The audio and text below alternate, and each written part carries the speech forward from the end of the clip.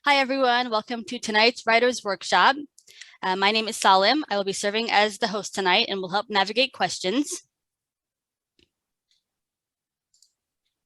Our topic tonight is From Novice to Novelist, The Path to Getting Published with local author and editor Ekta Garg. Before I introduce Ekta, I do want to give a few updates about the library. So we are open to the public, back to our normal hours. However, if you don't feel comfortable coming in just yet, that's okay. We are continuing our curbside delivery service. This is where you can request items at home and pick them up in front of the library. For more information on that, you can visit champaign.org/curbside. If you need help, there are a few ways you can reach out to staff. You can book a librarian at champaign.org/book-a-librarian. You can chat with us anytime the library is open, and you can email us at librarian@champaign.org. I also want to share some information about an upcoming program this month.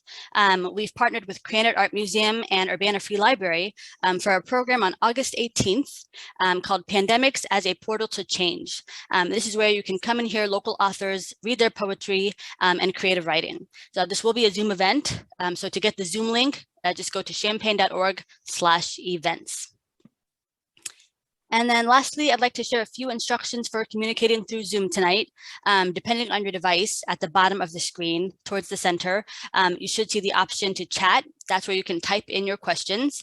Next to that is the raise hand option if you want to use your microphone, and I can unmute you. Okay, with that said, I'd like to now introduce our instructor. So, Ekta earned her Master of Science in Journalism in Magazine Publishing from Northwestern University. Her career in publishing started in 2005 when she became the editor for all special projects out of community newspapers, now Pamplin Media Group. Since then, her diverse career has led to writing and editing just about everything from healthcare to home improvement to Hindi films.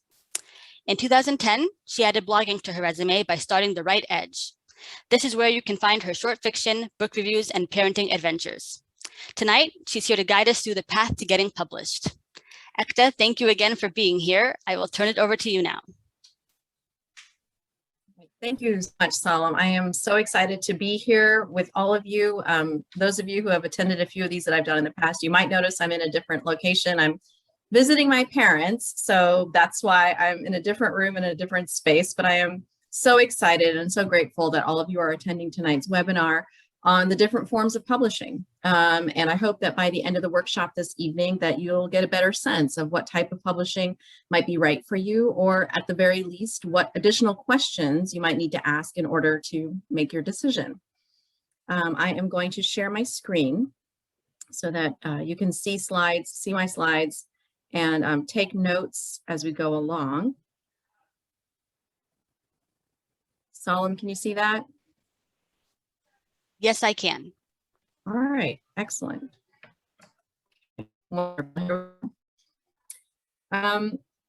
Writers are introverts to different degrees. Most of us want to get published. The ultimate dream for many of us is to see our names on a book in a store one day.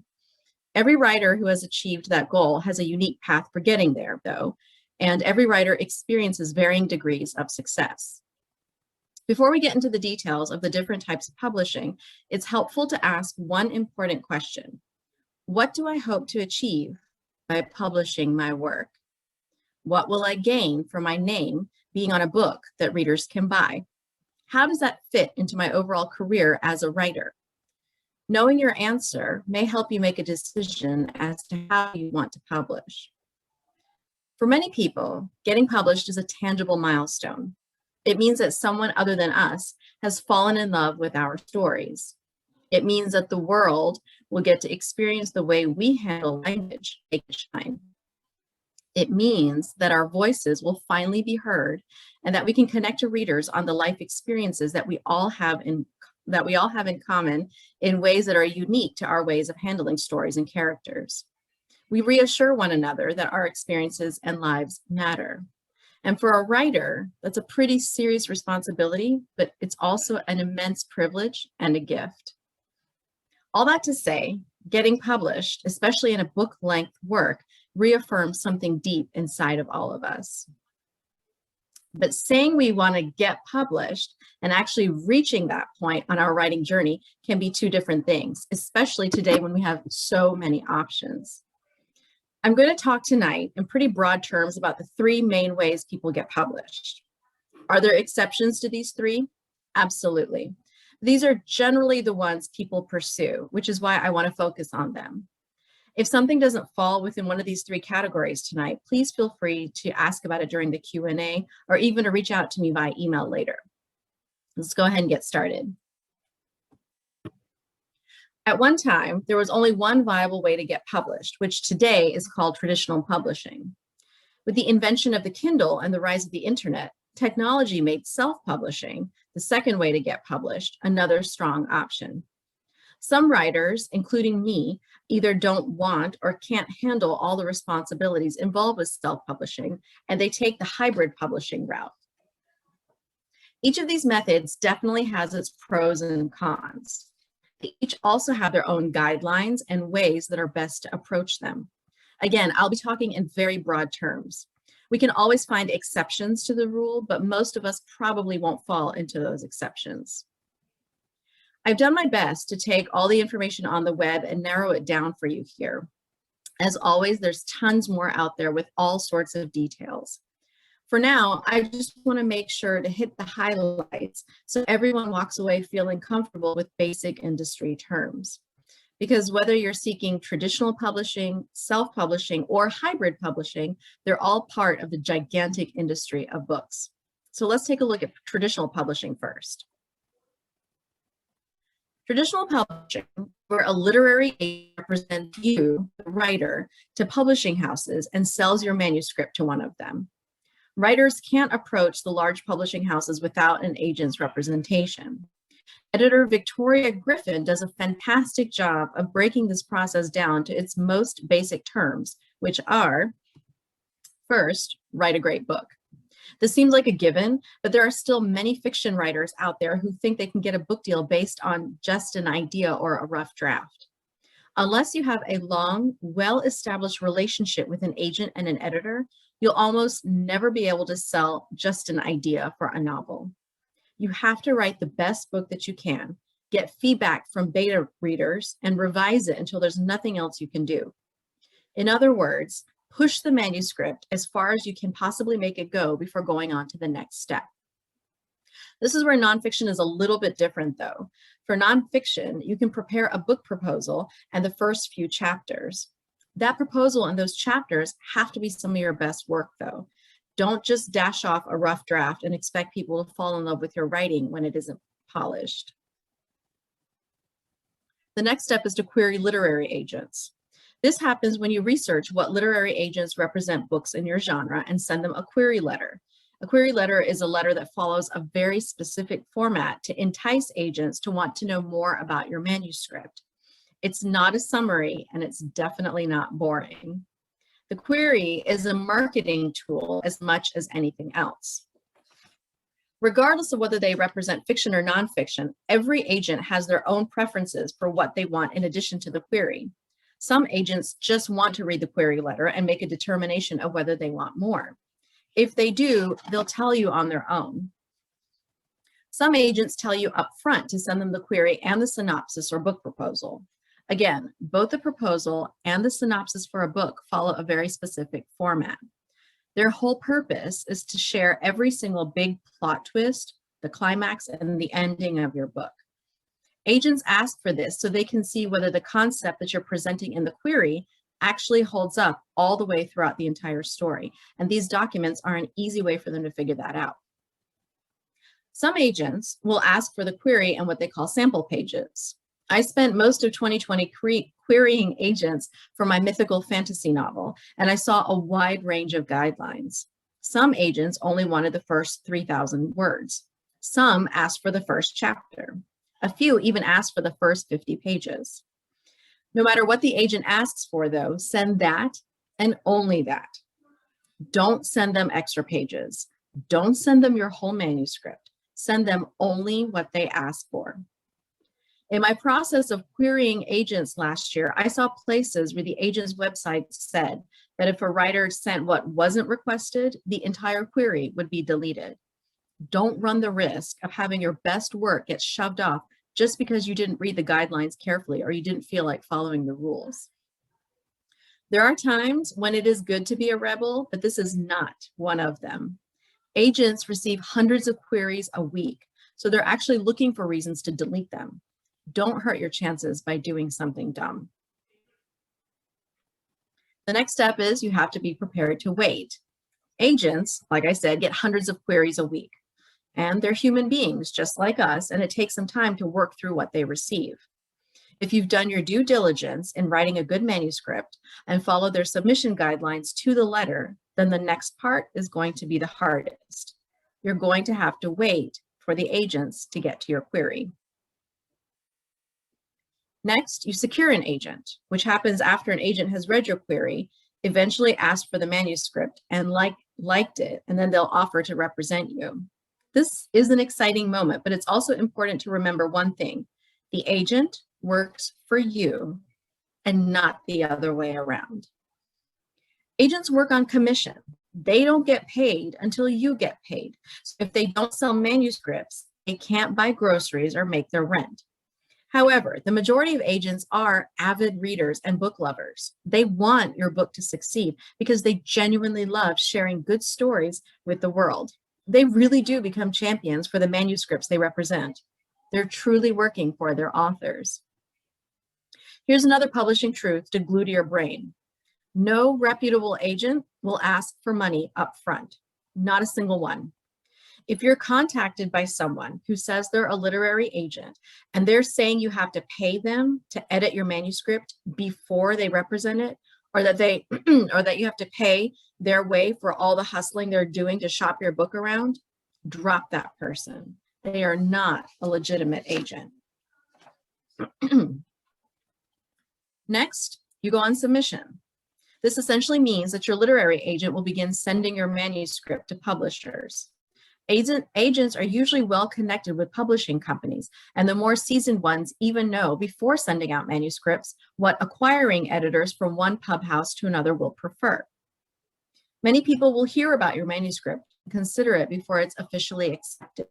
But once your book makes it through the ranks and you agree to the terms in the contract the publisher sends you, you've officially landed yourself a book deal. That, in the most basic terms, is the traditional publishing route. You've probably already figured out that there are some pros and cons, but I'm going to spell them out for you so you're completely clear on them. Let's look first at the pros in traditional publishing.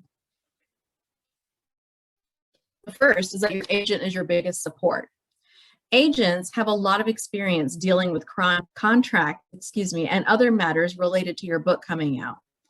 Guaranteed, your literary agent will work just as hard as you, if not harder, to make sure your book gets the best treatment possible. Many agents are also former editors, so they can help you revise your manuscript even before it goes on submission. The next pro is that a team of people will work on your book. If you're not confident on your grammar or have absolutely no talent whatsoever when it comes to cover design, then the traditional publisher has you covered. They have editors whose sole job it is to look for grammar issues, and their art departments will take care of the cover for you. Also, marketing and publicity people come into play here. You'll have some assistance in getting the word out about your book. For book awards and other recognition from within the industry, the traditional publishing houses still have an edge. Because they've been around for more than 100 years, they command a lot of respect inside publishing circles. A traditional publisher will have better connections for nominating your book for big awards, and the judges will probably implicitly look more favorably on a book from, say, Simon & Schuster in New York than they will from little indie publisher on Main Street. The next is that there are no costs to you. A traditional publisher pays everyone involved in producing your book. You don't have to worry about finding or vetting these professionals because the publisher has already done it for you. Lastly is that you'll get a book advance. This is essentially the publisher saying, based on our experience and your genre, we think your book will earn X amount of dollars right out of the gate. And they give you this money upfront to keep. It may not all come in one lump sum. In fact, often advances are paid out over a period of time as your book goes through editing and production, but that money is yours. There are, of course, drawbacks to traditional publishing, and you may have even guessed some of them based on what I've already told you. Here are some in connection to what we've just discussed. Traditional publishers, especially the biggest ones, will not consider a manuscript without representation, without an agent. You can't just email a division of Penguin Random House your book. They will not look at it, and they state this very explicitly on their websites. The term for a book without an agent is an unsolicited manuscript. And once you start doing research, you'll see this in many places. We do not accept unsolicited manuscripts. So without an agent, you can't even enter into a conversation with any of the big pub houses. Agents and publishers will take a really long time to get back to you. Agents, like I said, work on commission, so they're very motivated to find manuscripts that they can sell. It'll take them some time, though, to get through what they've got in the hopper. You might send your query today, but they may still be working through queries from April or May, which means it'll be a little while before they get to you. Even if an agent does respond, the chances of rejection are pretty high. Last year, I queried about 60 agents. I heard back from about 40 of them. Only one asked to see the full manuscript, and he ended up passing on it. I got many personalized rejections praising my writing, and a few agents asked me to send them other projects in the future. I also got many standard boilerplate rejections. And then there are the agents who didn't respond at all, because yes, that is also pretty common in the industry. I follow a lot of writers on Twitter, and I've heard many stories of getting an agent 5, 6, even 10 years after starting the querying process. There are probably a variety of reasons for this, but it does happen, and it's not out of the ordinary. After you get an agent, there's the waiting game while your book is out on submission. You could get an offer from a publisher in weeks. Most writers might have to wait a year or two, and it's often happened that an agent shops a book around and it never gets an offer. Publishing, by its nature, is a slow-moving beast. If you're not a patient person, you'll either learn to be one by the time your book comes out, or you may move on to something non-publishing related. It might sound harsh, but unfortunately, it's the truth. Thirdly, while there's a team of people who are working on your book, they're not just working on your book. They're also working on other books, probably dozens, in fact. It takes time for all of those people, whether they're in editorial or design or marketing, to make their way around to your project. This is why from the time a writer signs the contract to the time their book actually releases in stores, it takes on average 18 months to 2 years. Also, it's important to remember that while writing is an art, publishing is a business. If your book releases and it doesn't do that great, a publisher has the right not to publish your next book. The exception to this would be if they signed you for a multi-book project. In other words, they loved your first book so much, they signed you for another one on the basis of the first manuscript. New author T.J. Newman experienced that with her book Falling, which came out earlier this summer. When her book went on submission, the publisher offered her a 2-book deal before she'd even written the second one. But usually, publishers take books on a case-by-case basis. And yes, that even applies to the big names like Stephen King. He might have a long-standing relationship with his publisher, but that publisher is not under any obligation to publish King's next work if they don't feel like it's a good fit. If your publisher rejects your second book, then the agent will go out the door and try to secure another publisher, and the waiting game for submissions starts again. Your first book could release with publisher A, the second one could release with publisher B, and the third one might not even find a publisher at all. Next is that publishers get hyped up about the term bestseller, but readers don't really care that much about it. While the industry places a lot of emphasis on that term and how it figures into book deals, A lot of attention is paid to awards. For the most part, readers really don't have a strong allegiance to only award-winning books. Most readers don't even know the difference between one publishing house and the next. For them, story rules everything. If the story is compelling, they'll tell all their friends and buy copies and write positive reviews, and your book will sell. Even with all the technology available to us today, word of mouth is still one of the strongest ways for people to discover and writers to sell books. There are hundreds of books that hit bestseller lists every week. There are thousands more that don't hit those lists, and yet in real numbers, over a period of months or years, outsell those quote unquote bestsellers. With the traditional publisher, you don't shell out any money up front, but you also don't get to keep everything your book earns. If a team of editors and designers and marketing and publicity people are working on your novel, they have to get paid. For every copy of your book that sells, the majority of that money is going back to the publishing company to distribute. At the end of every sale, you'll get to keep somewhere between 10 and 15% of what's earned. Also, your agent makes a commission on everything you sell as well. Industry standard for agents can be up to 15% off what you make, and the agent gets paid before you do. So let's do a quick bit of math in a hypothetical book sale. If your book comes out in paperback and is priced at $15, then $1.50 or 10% of that book has your name on it. But your agent first will take their 15% or almost 23 cents out of that book sale. Then you're left with $1.27. If your book only sells 1,000 copies, then you'll earn just under $1,300 on it. That is not a living wage, especially after all the time and effort you put into getting an agent and landing the contract in the first place. Another truth, another con, is that the advance may be all you ever get.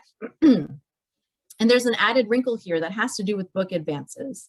As I mentioned earlier, a book advance is what your publisher will give you to keep early in your contract. It's their way of showing good faith in what they think your book will sell when it first releases. Let's say your publisher sets your advance at $5,000. You get your money and the book comes out. When it does come out, you don't get a single penny of the sales until the publishing company earns back those first $5,000. Once the publishing company makes it back, then after that, you'll earn a royalty on every single sale, which is that same to 10 to 15% I mentioned. If your book never sells $5,000 worth of copies, and that actually does happen pretty often, then for the life of that book, you'll never see any more money from that book contract. When we hear about these 6-figure or 7-figure deals, at first it seems like a huge offer, and it actually is.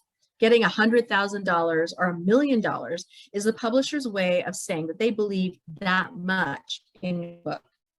But if your book doesn't sell $1 million worth of copies after it releases, then that's all the money you'll ever earn from it. When you figure in the taxes that you'll have to pay on that $1 million and spread it out over a certain number of years, you have to ask whether what's left is a living wage for you. So you might be wondering, why do people still pursue traditional publishing if there are all these caveats? Why get involved in an industry where it seems like the numbers are skewed in favor of the publisher and not the author? Because traditional publishers do have those connections and that experience. They can offer writers entry into a business that they built. They are the ones responsible for how the industry works, and they still know many of its intricate details best. They have whole teams of people dedicated to all those things, like distribution, that might not be directly related to the writing of the book, but they are just as crucial to its success. Also, after spending months or years on a manuscript, it's a relief to work with a whole group of people who love your work and want you to succeed too. Like I said before, the publishing industry is filled with book lovers. They're chasing that next amazing read because stories connect us in deep ways. When all of the members of a book team work together, it's an incredible feeling. Also, let's face it, most of us who want to get published do hope for the same level of success that J.K. Rowling or Stephen King or any other famous author gets. Excuse me. We want to know that our stories made a difference, that they mattered. And in an industry that is subjective and centered on art, there's no telling what book or series of books might be the next big thing. Traditional publishers have a lot of tools at their disposal for making our writing dreams come true. At one time, traditional publishing was the only viable way for writers to have their books mass-produced and mass distributed. The other two ways that we're going to talk about tonight, self-publishing and hybrid publishing, did exist in various forms, but they were extremely expensive, and the book printing and distribution technology didn't make either option very realistic for the average writer.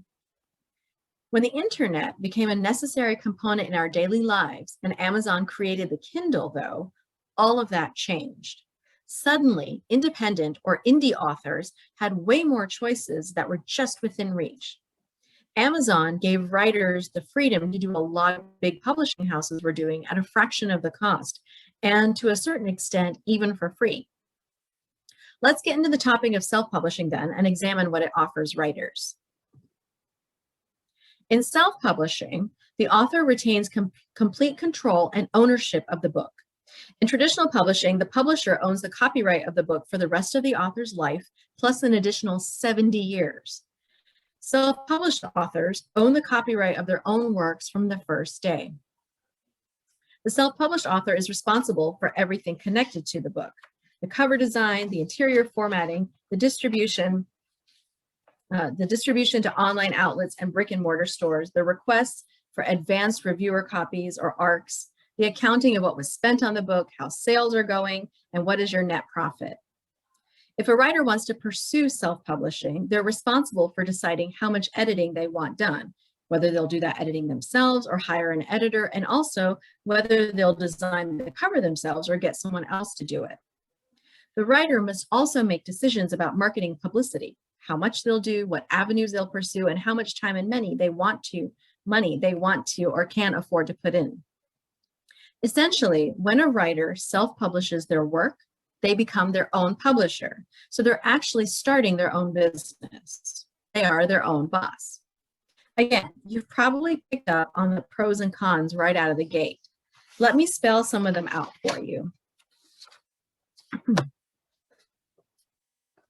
In terms of the pros, you don't need an agent to self-publish your work. In traditional publishing, agents and acquiring editors are like gatekeepers. They essentially get to decide who gets inside and who doesn't. In self-publishing, though, you're the only gatekeeper. The only thing holding you back from publishing your work is your decision to do so. Amazon is not in the business of gatekeeping. They're in the business of access. They'll give you access to all of their online markets where you can make your book available. There's also virtually no downtime. If you think your manuscript is ready for the world, you don't have to wait for an agent to get back to you or to find a publisher willing to take on the risk of producing your book. Self-publishing can be as easy as uploading a Microsoft Word document to Amazon's Kindle Direct program, or KDP, or to draft a digital in about 5 minutes and telling your friends you have a book up.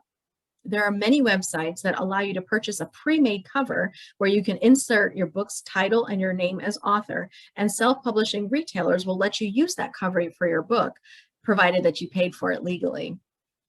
You can also upload your book to other online retailers like Smashwords that make your book available to places Amazon won't reach. Amazon, of course, won't make your book available on the Barnes & Noble website or on the website of Powell's Books out of Oregon. So Smashwords and other companies help you with making your book available on everything non-Amazon related within a couple of hours.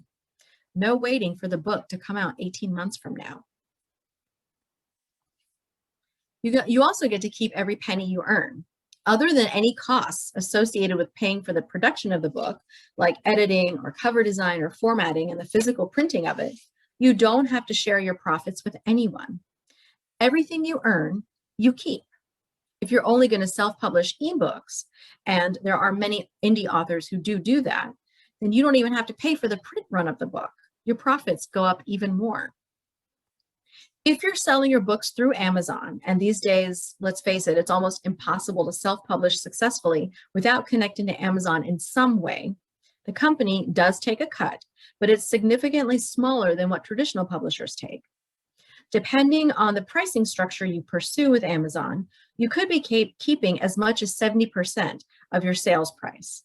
If you remember in our example from earlier of the traditionally published paperback for sale at $15, at that time you ended up keeping $1.27 of the royalties after your book earned out its advance. In self-publishing, Amazon does not give any advances, so you start earning from the very first copy you sell. Amazon doesn't make hardback books an option, but their royalty structure for paperbacks is a flat 60%. If you price a regular paperback with no heavy graphics or pictures at $15, after the cost of printing it, you earn $4.15. That's more than triple what traditional publishers will give you. For tech-savvy writers or those who feel like they can take on becoming an authorpreneur, self-publishing cuts through the red tape. With so much information online these days, it's easy to do research and find answers to almost any question you might have about self-publishing. One thing that traditional publishers aren't thrilled about when it comes to Amazon is that the company took the mystery out of the publishing process. Writers who are self-starters and can keep several balls in the air when it comes to their work can manage all of the aspects of the business without the need of all the layers that traditional publishing puts down. For those incredibly talented authors who either couldn't or didn't want to get an agent, self-publishing became the way for them to become proactive partners in their publishing journeys.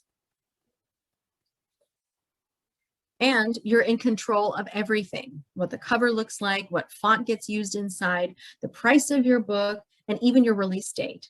In self-publishing, you as the author-publisher decide how much you're going to charge readers and when your book comes out. And when it does come out, and if you discover there are 50 typos that got past you, you have the freedom to pull the book off the market, fix it, and then put it up for sale again. Traditional publishers don't fix typos unless you're a multi-million-dollar earner for them. If you want to think of it another way, authors who self-publish no longer have to be passive characters in their own stories.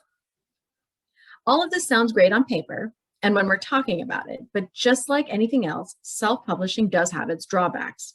Again, you might have guessed some, but let's talk about some of them now. No agent and no publisher means you're on your own the entire way.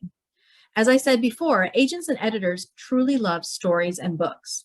They're working in an industry where they get to read all day and help writers achieve their dreams of sharing their stories with the world. Many agents talk to their writers about new works in progress or go to the mat for them when things get tough on submission. They even help writers negotiate or interpret the complicated legal documents involved in publishing. In self-publishing, though, you're an industry of one. Because writing is already a solitary craft, the pursuit of self-publishing might make some writers feel lonely. Some writers think that no downtime means that they've sidestepped the long line to publishing success. Just because you didn't go through the querying and submission process doesn't mean you found a secret passage to a long career. It just means you entered the house from the back door instead of the front. And this house is really big. So while you might get to take a different route to get to the main bedroom up on the fourth floor, you'll still have to travel the house to get there. What does that mean in brass tacks? Well, you can upload your manuscript tonight to Amazon after we're done with the workshop, but that doesn't mean you'll find readers. Because publishing, as I said before, is a business, and writers often find it really hard to switch between creative mode and business mode. They'd rather be writing and doing nothing else. As a self-published author, though, you don't get that luxury. You have to write, revise, edit, and physically create, or have someone else physically create a beautiful, compelling book. Then you have to come up with a marketing strategy for that book, one that takes into account everything from the time of year to your target market and whether your readers prefer ebooks, hard copies, or both. You have to keep track of what kind of marketing you're doing. Are you focusing more on email newsletters or social media? Are you going to do both or only one? And as an aside, many people might say you don't need social media. I disagree with that just a little bit. It's true that you don't have to be on 10 platforms, but if you're not on any of them either, you're really missing out on easy opportunities to connect with readers. Spending time on social media, though, means you're not writing or revising your next book. And the catch-22 is that if readers really like your work, they're going to want more. Some of the most successful self-published authors publish 3 or 4 or even 10 or 12 books a year. For the genres they write in, quantity equals lots of sales and reviews. So you have to find time to balance all of these things. While you do keep every penny you earn, this doesn't mean that you're spending less. If you want to compete with other books out there, because business is about competition as much as earning money, you have to make sure your book is top-notch. That often means spending money on cover designers, editors, and formatters for the interior. Plus, as I mentioned, if you want your book to come out in print, you'll be giving up some of what you earn to cover that print cost. Some writers are tech savvy enough to have design skills that allow them to create their own covers. I know I'm not one of those people. My kids still make fun of me of a stick figure cat that I drew in Pictionary 6 years ago. I have no problem admitting that I don't have an eye or even an inclination for cover design, though. I'd rather be writing or reading articles on the craft. One of the biggest criticisms of self-publishing is the lack of professionalism. And if you take a look at some of the covers of self-published books, you can see why people complain. Unfortunately, some of those covers are terrible. If it's not the design, it's the fact that it looks like a stock photo, something that a writer just grabbed online for free or for a few dollars and put their title on it. It takes a really skilled eye to know what works with a cover. Not all writers, despite being creative people, have that eye. Some writers like to argue that they can edit their own work, and some of those writers are editors themselves. As a professional editor, I do have a leg up on writers who don't edit for a living, but I would never self-publish something without having someone look at it first. If you're a writer and not an editor in any capacity, then you should definitely pay someone to look at your work, a professional editor. Why, you might ask? Because we all miss things. Everything from typos to a character's name that got changed from chapter 3 to chapter 15, to a character arc that really just stays flat. Editors have a variety of skills that can help you with mechanical issues as well as developmental ones. If you release a book that has an amazing cover but a faulty plot, your book isn't going to sell. You could get around using an editor by asking writer friends to beta read for you, but beta reading is a volunteer task. Not everyone will have time for it, and even those who say they'll help you may get caught up with their own writing or other life responsibilities and not be able to finish reading your work. An editor, someone you pay to give your manuscript time and attention, will do exactly that. All of this, though, costs money, and that money comes out of your pocket before your book ever goes live. Publishing, like any business, has multiple challenges and roadblocks. If you're going to go it alone as a self-publisher, you'll have to find solutions to everything. If your cover designer for book 1 can't design the cover for book 2, you'll have to find a new designer. If you uploaded the wrong file for your book and 20 pages are missing from the middle, you'll have to scramble to take care of that with as little downtime as possible. If the reviewer who absolutely adored your book and promised to put up a great review gets hit by a bus, you'll have to find someone to read your book, fall in love with it, and write another review. Another con is that you're in total control of everything. All of your successes are yours, but all of your failures are yours too. And if you haven't done your research into the area that needs work, or if you don't even know that something is wrong, you might miss out on great opportunities, building a readership, book sales, or some of all of that. Also, not everyone has the skills to run a business. And if you don't have anyone helping you, like a trusted partner or a friend, then you could end up scrambling to do everything. I can definitely speak to that last part. From 2015 to 2016, I self-published short stories, 2 to a book. I came up with a schedule for publishing and got to work. While I'm glad I went through the experience, it was really hard. Anytime Amazon didn't like the kind of file I uploaded, I had to rush to redo it, while at the same time stressing out that my marketing plan, where I promised the readers the book by a certain date, would fail because my book might be late.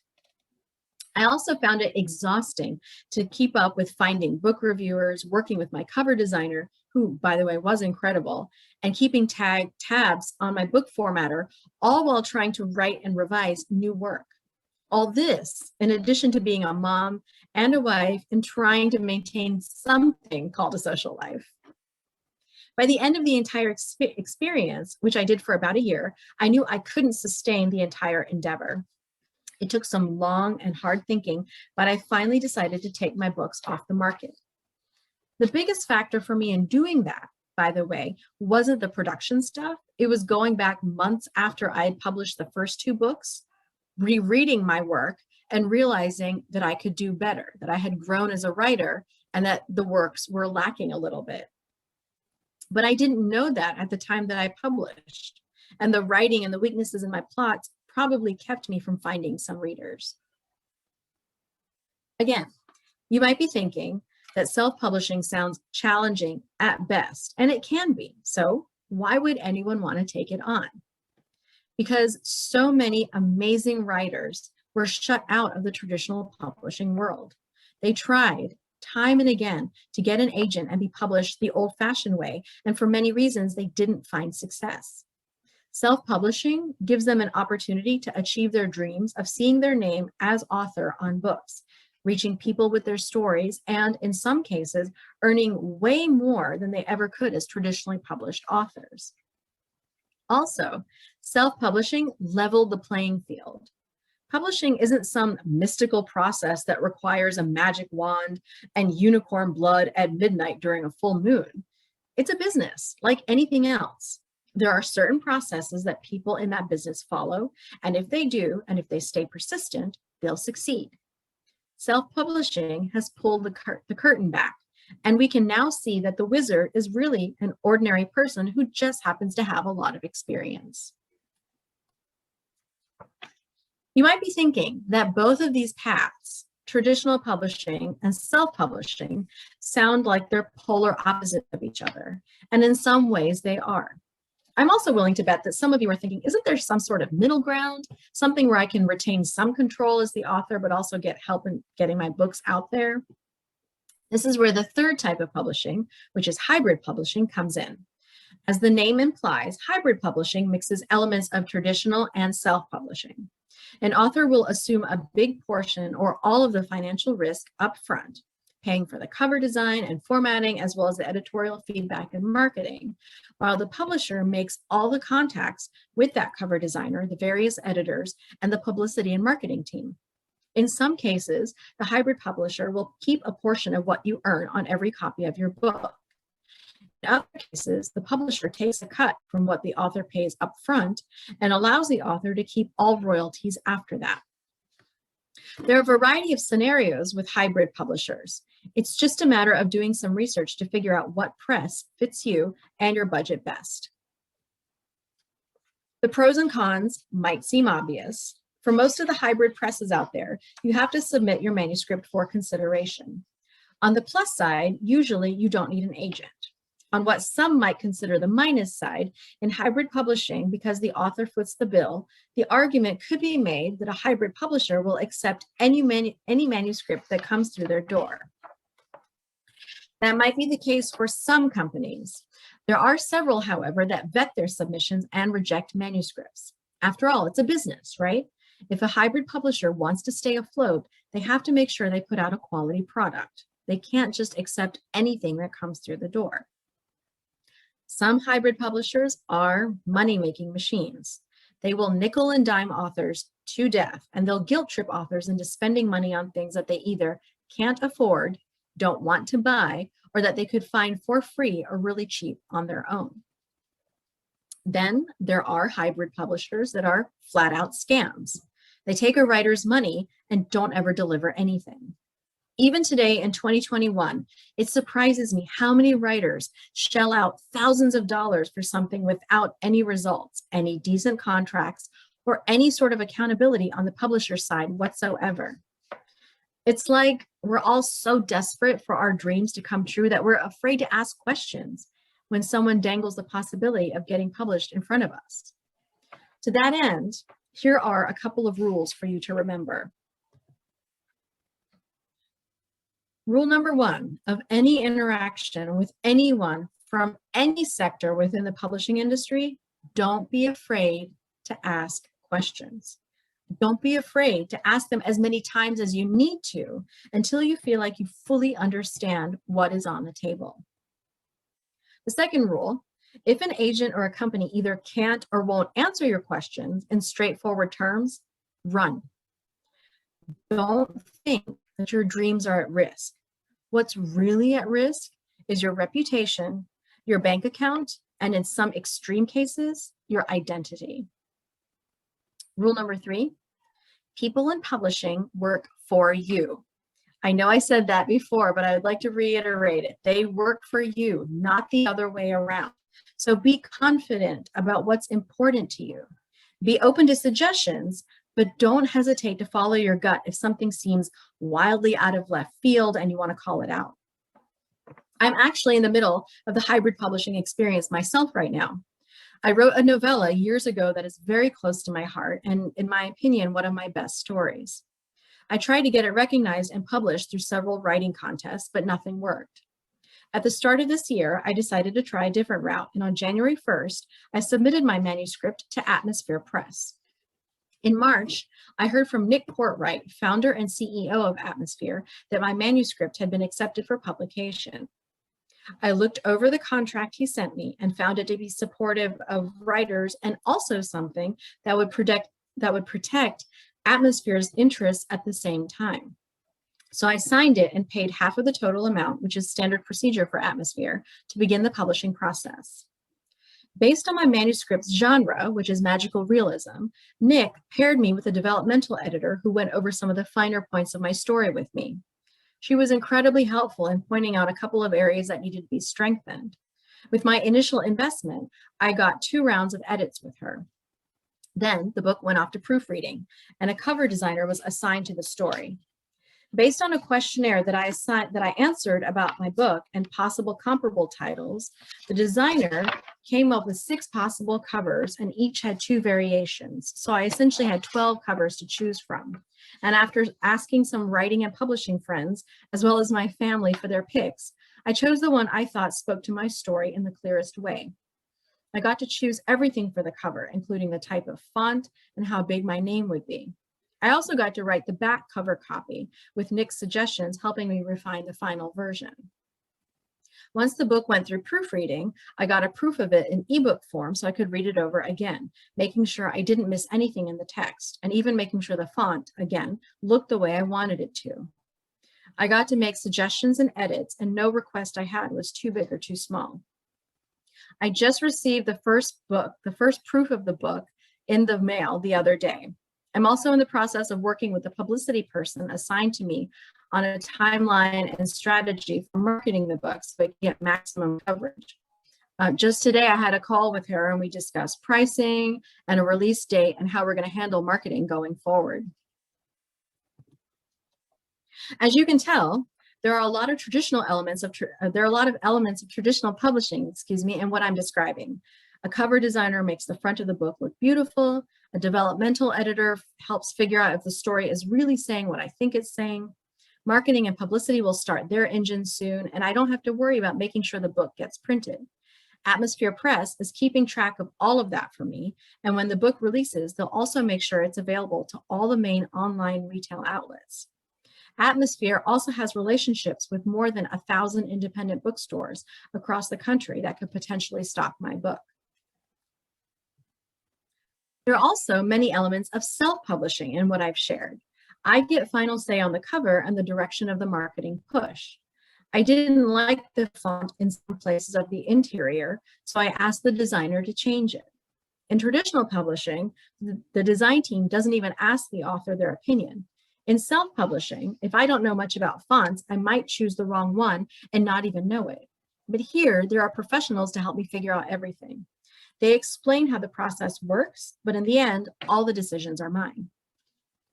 The biggest pro for me in all of this is that I don't feel like I'm sitting around waiting for my writing dreams to come true, and I'm working with a publishing company, something I realized was really important to me.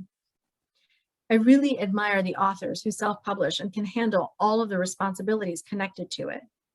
Aside from my terrible art skills, I discovered last year that I really wanted to be a part of a team when it came to any book with my name on it. I enjoy working with others on collaborative projects like this one, so hybrid publishing really is a great choice for me. Already, I've got several projects in mind that I'd like to send to Atmosphere when the time is right. The biggest con for me so far is that I'm a little nervous that any decision I make could be the one that hurts my book's chances. If I end up picking something that's way off base or that just doesn't work with my target audience, chances are I could hurt my book's potential for connecting with readers. Also, my dream has always been to get published by an imprint of Simon & Schuster. I don't know if that'll happen in the future, but I know for certain it won't happen with this book because I've made my decision to go with hybrid publishing for it. I have decided I'm okay with that for now, though, and also that even with my nervousness, that I'm going to take the chance on having my book go through a hybrid publisher anyway, because really, in the end, even the most seasoned professionals at the biggest publishing companies will never be able to say for sure what might click with readers and what might flop. Had Harry Potter come out today, the series may not have made the big splash it did. In fact, it may have just been another fun series by another author. The same is true of any of the big books that have released through the years. And for every big book that has made it, big, there are dozens, maybe even hundreds, that never made it at all. We spent a lot of time talking tonight about publishing and its various forms. Every writer has to decide for themselves what route works best for them. I've read and heard many publishing professionals say that we're really in an exciting time for the industry because of all the choices writers have for succeeding and all the choices readers have for finding books that fit a particular interest or need of theirs. I hope everything that I've shared tonight has encouraged you to think the same way, that when it comes to making your writing dreams come true, you have options. All of them require hard work and lots of patience, but they're there for you when you're ready for them. The biggest surprise, I think, to everyone in the industry is that you don't have to be exclusive to one option over the other.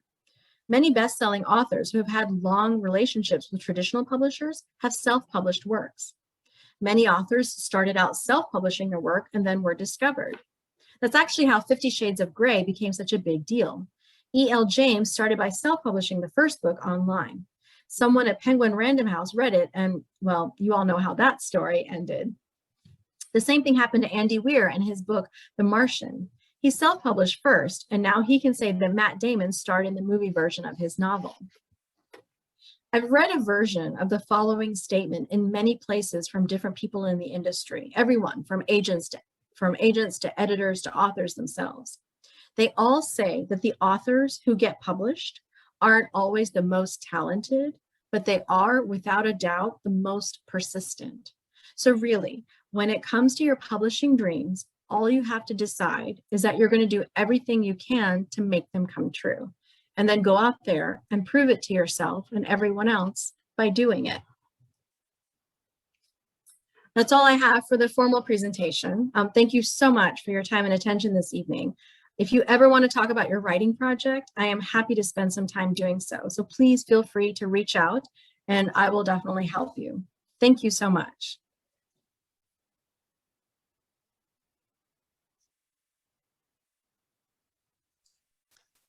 Thank you, Ekta.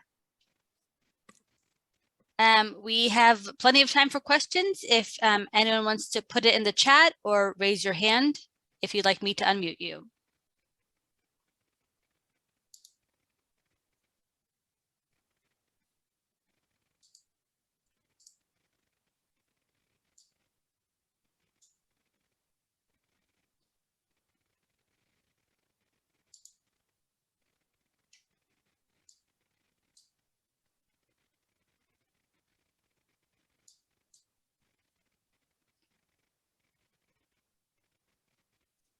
Just a lot of comments so far saying thank you and great presentation. So much good information. Thank you so much, Ekta.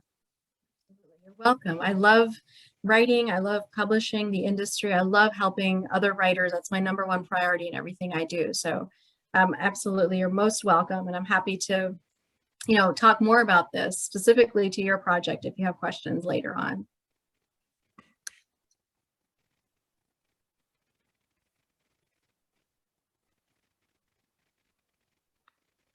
Someone said this was so informative and inspiring too. Thank you. Good. I'm glad. It can be a little overwhelming at times, and especially when you start digging through all the information online. But the writing community is definitely one of the most supportive ones I've ever seen and, been fortunate to be a part of. So, everybody's out there to help you. And I'm glad that this felt like that it was manageable and, gave you a starting point.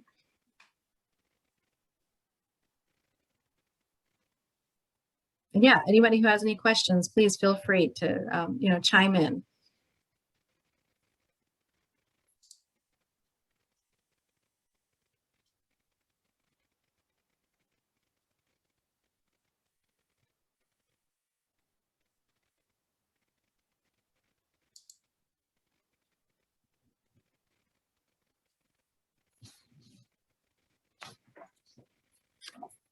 So from the start of the process with Atmosphere Press, how long did it take from the time they, reached out to the time to plan in the covers and all the things that editing and revising?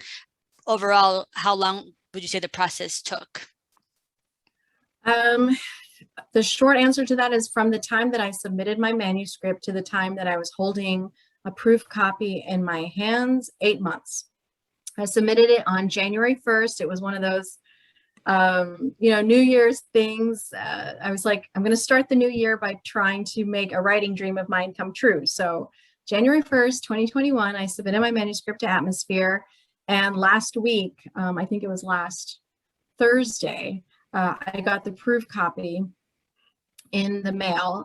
So January 1st, I submitted the manuscript. In the first week of March, Nick reached out to me and said that my book had been accepted. So between March and let's say the beginning of August, about 5 months, the book went through editing, it went through proofreading, and you have to understand that some of these things were happening simultaneously. So once the book was accepted for publication, pretty early on in the process, I was contacted by the designer, the art director, I should say, who was going to connect me with the designer, and they had me answer some questions about the cover, about the story. They wanted me to go online and do some research on other books that I thought were comparable titles, or comps, as we call them, to my book. And based on the feedback I gave them, they started working on the cover, while at the same time the editor was reading the manuscript and then got back in touch with me. So the cover was going on at the same time I was working with the editor. So, and a lot of times this will also happen in traditional publishing. These processes don't necessarily happen chronologically or one after another. They actually go one after, like they go parallel. And as I said, in traditional publishing, because the teams are working on so many things, they have to go parallel. They can't go chronologically. So short answer was 8 months from the time that I submitted the manuscript and 5 months from the time that I was accepted. And I'm now, in the process when I just confirmed today that the release date of my book is October 19th, which I am super excited about because it is a holiday story. So I'm really, really thrilled that I'm going to be able to share this with everybody over the holidays. Yeah, so it's, going to be within less than a year. That's very exciting. Yeah, it is. It is. Looks like 2 questions came through. The first one is asking, how does one find hybrid publishers? The easiest, the fastest way, Google. If you go to places like the Writer magazine, anybody who's attended any of my workshops before knows I'm a huge fan of the Writer magazine. Places like that, Writer's Digest, go onto their websites and actually go into their search engines and put in hybrid publishers, and they will pull up information. Now, as a disclaimer, it is not the job of the Writer or Writer's Digest or other outlets to vet these companies for legitimacy. That's definitely something that is on you. But they have pooled information. Poets and Writers is another good one to go to, pw.org. And so, go to some of these organizations that have information, and absolutely search through there. And, people like Jane Friedman, who is an industry expert who I absolutely adore. She will have information on her website. So, you can start by doing that, going there to those places. And if all else fails, do a general Google search. We have so much, so many resources online these days. Another question came in. They're saying, did you send your whole manuscript to Atmosphere? Yes, I did. That is a particular requirement that Atmosphere has, is to send the entire manuscript. And, they publish everything from poetry to children's books to nonfiction to fiction. They have a whole, variety of genres. But yes, they did ask for the whole thing, so I did send the whole thing. Thank you. Sure.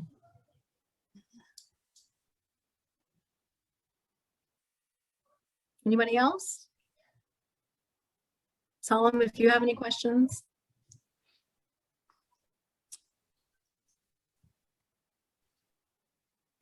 I think you answered the one I was curious about, the one that they just had in the chat. Oh. One just came in. Have you used Submittable to locate hybrid publishers? I haven't used Submittable for specifically hybrid publishers, but I use it all the time for submitting to writing contests. And actually, that's a really good point. I wouldn't be surprised if Submittable has that function on there. So definitely try it out.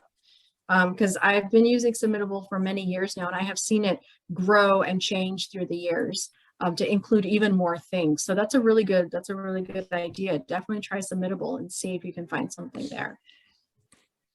Because when I submitted my book to Atmosphere, they did use Submittable to request, I guess, to manage the inflow of manuscripts. So that's a really good point. If Atmosphere is on there, I'm sure others would be on there too.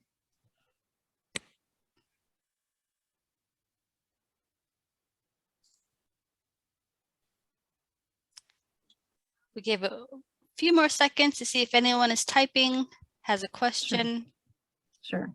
And, by all means, if you can't think of one now and it comes up later tonight, next week, email me, reach out to me over social media. I'm more than happy to answer any questions. And if I can't find the answer right away, I will definitely research it and come back to you, or else point you in the direction of somebody who might have an answer.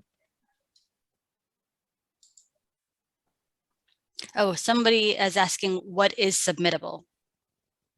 Submittable is a place where you go online. So if let's say I want to enter a writing contest, right? In the olden days, you would have sent in a paper manuscript, then came along email.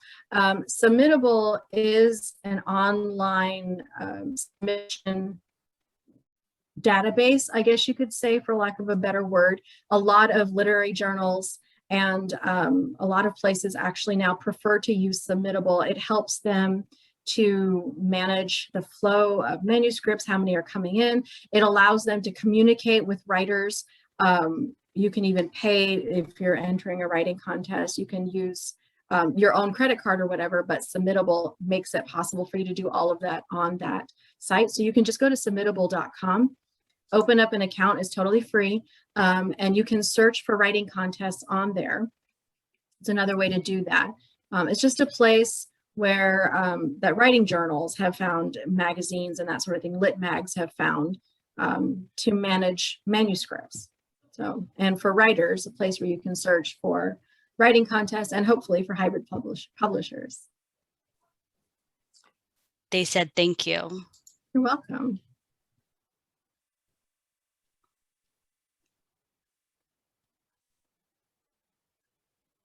Okay, well, I don't see any more questions coming through. I want to give a big thank you to Ekta. That was wonderful. I have October 19th written down in my calendar. I'm excited for that date. Yeah. And I will definitely send you more information. We'll probably do a cover reveal in September, although I could wave the book around right now, but I want to definitely hold off on that, make sure that everything is lined up the way it needs to be before I do that. But yeah, I will definitely send you information. So. Thank you. And with that, we will call it a night and end it there. Thank you everyone for coming. And we'll see everyone at the next workshop.